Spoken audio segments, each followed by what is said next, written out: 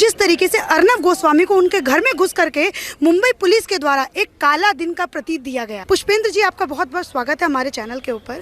क्या कहेंगे आज इस काले दिन के ऊपर? देखिए, मैं समझता हूं कि आज़ाद हिंदुस्तान में पहली बार जिस किस्म से अर्नब के घर के ऊपर जैसे कोई आतंकी ऑपरेशन होता है जी।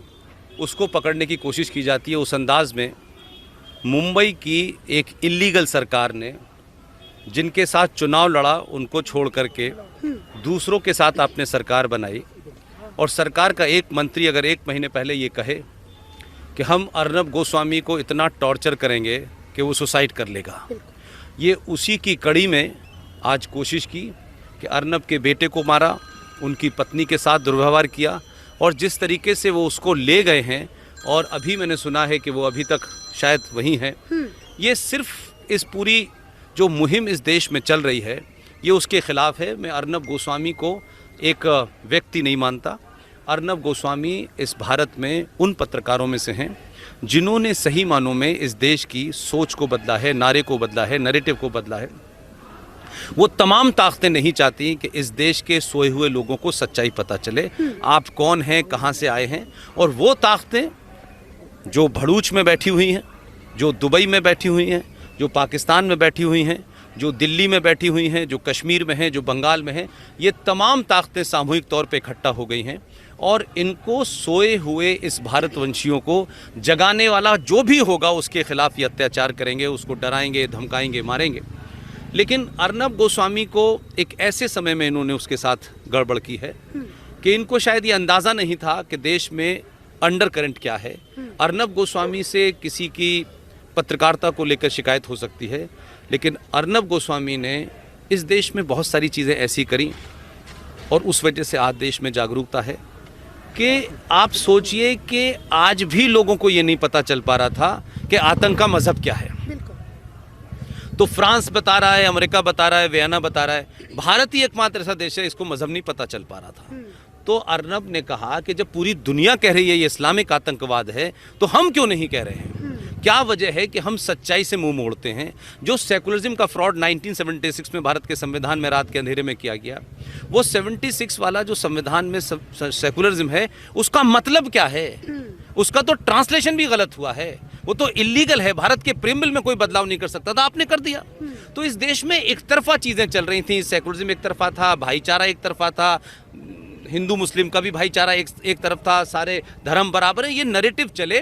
वो नैरेटिव टूट के इस देश की सदियों पुरानी संस्कृति का नैरेटिव ऊपर आ रहा है। इसलिए ये ताकतें सिर्फ शिवसेना नहीं है, इसमें कश्मीर के वो दलाल भी हैं जिन्होंने अपना अभी रिसेंटली बाप बदला है। अब वो चाइना को अपना बाप मानते हैं, वो 370 उसके साथ मिलकर लाना, ये तमाम ताकतें परेशान हैं। और 2014 से राजनीति में लोग बदले होंगे, चेहरा बदला होंगे, लेकिन मैं ये मानता हूं कि राजनीति में नहीं, देश की सोच में बदलाव आया है, उससे लोग परेशान हैं। तो अर्नब के साथ और तमाम वो पत्रकार जो ऐसा करेंगे उनके खिलाफ ये होगा, बार बार होगा। और सोशल मीडिया वालों को गाली गलौज दी जाएगी, ट्रोल है। लिहाजा आप किन्स की बात कर रहे हैं कि उन्होंने इलीगल, वो तो खुद ही इलीगली उनका जन्म हुआ है भाई, इलीगल हैं ये लोग भाई।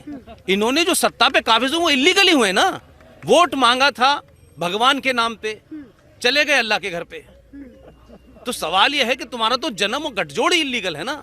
अगर उद्धव ठाकरे में दम है तो इस भारत के फॉर्मर होम सेक्रेटरी जनाब NN वोरा की 93 में भारत के नेताओं अंडरवर्ल्ड की नेक्सस के बारे में एक रिपोर्ट है, वो रिपोर्ट रखी हुई है। 93 की NN वोरा कमीशन की रिपोर्ट बाहर कर दें, इस देश के 80% लोग नंगे हो जाएंगे। वो ना हो उसको दबाए बैठे हैं। तो ये कोई एक अर्नब गोस्वामी का झगड़ा नहीं है। अर्नब गोस्वामी को सिंबल बनाया है कि अर्नब गोस्वामी जिसके ऊपर कोई आप आरोप नहीं लगा सकते थे, ना वो किसी प्रधानमंत्री का प्रेस एडवाइजर था, न वो किसी पार्टी के ऑफिस में राज्यसभा का टिकट लेने गया। तो वो तमाम सारे हताश निराश जो पत्रकार हैं, जो शाम को सिर्फ 7 बजे के बाद उनका सूरज डूब जाता है, उनको लगता है कि देश ऐसे ही चलेगा। देश ऐसे नहीं चलेगा, ये देश के लोगों ने बता दिया। वो समझना नहीं चाहते और हम उनको अब ज़्यादा समझाना नहीं चाहते। लिहाजा एक नहीं करोड़ों इस देश में अर्नब गोस्वामी होंगे, उसमें आप भी हैं, बहुत सारे लोग हैं। ये लड़ाई रुकेगी नहीं और ये लंबी लड़ाई है, ये एक दिन की लड़ाई नहीं है। अभी बहुत कुछ होने वाला है।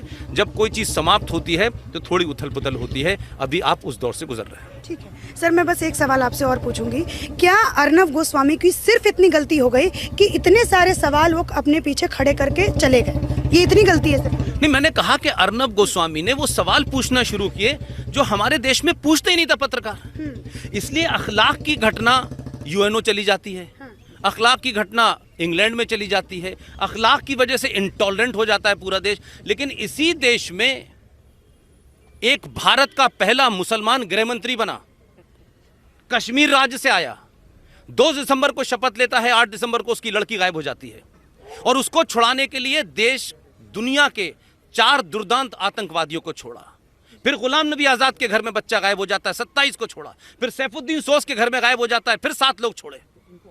आज वो तमाम सारे लोगों का संकट ये है कि उस मुसलमान देश के पहले गृह मंत्री ने अपनी देखरेख में शपथ लेने के मात्र 45 दिन के अंदर, दुनिया में इससे बड़ा कोई जेनोसाइड नहीं हो सकता, एक्सोडस नहीं हो सकता, कि जो उस मातृभूमि के ओरिजिनल लोग थे, कश्यप ऋषि के वंशज थे, उन्हें उनकी पूजा पद्धति, उनकी संस्कृति के कारण उनके पड़ोसी मुसलमानों ने मारा। 2,500 लोगों को मारा, 5.5 लाख लोगों को अपने ही देश में उन्होंने बेघर कर दिया। आज उन ताकतों को वो मंसूबे पूरे नहीं हो रहे हैं। सत्ता बदली, उससे पहले समाज बदला, और जब समाज बदलता है तो सत्ता बदलती है, और सत्ता बदलती है तो फिर 370 भी हट जाता है, 35 भी हट जाता है, और दूसरे बहुत सारे काम हैं। ये डराना चाहते हैं शाहीन बाग वाले कि हमारी चलेगी, वो डर नहीं रहा है। वो 2014 में अकेला था, 2019 में उन लोगों ने एक और को भेज दिया है। अब डर के मारे उनकी हालत खराब है, लिहाजा वो कोशिश कर रहे हैं कि कभी उत्तर प्रदेश वाले को डराएं, कभी इसको डराएं। ये समाज अब डरेगा नहीं। इसी से परेशान हैं वो लोग कि जितनी ताकत से आप आगे बढ़ेंगे, उतनी ताकत से ये लोग जहां से आए हैं वहीं चले जाएंगे। बहुत बहुत शुक्रिया।